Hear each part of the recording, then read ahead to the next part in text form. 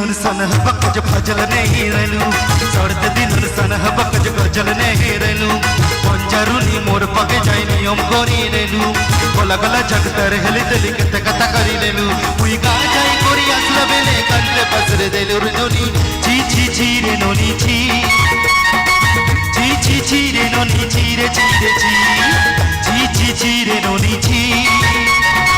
ची ची ची रे नोनी ची रे ची रे ची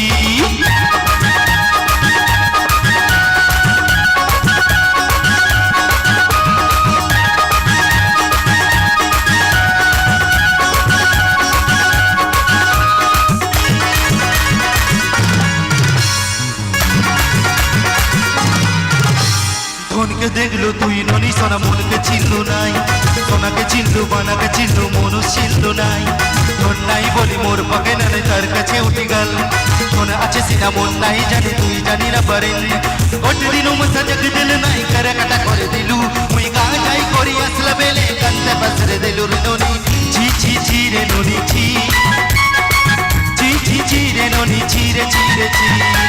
ची ची ची रे ननी ची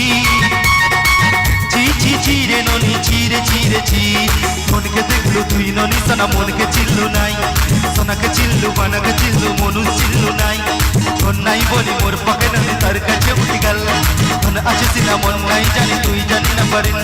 गोटे दिनों में सजग दिलू नाई करे काटा करे दिलू मुई गा जाई करी आसला बेले कांते पसरे दिलू रे ननी ची ची ची रे ननी ची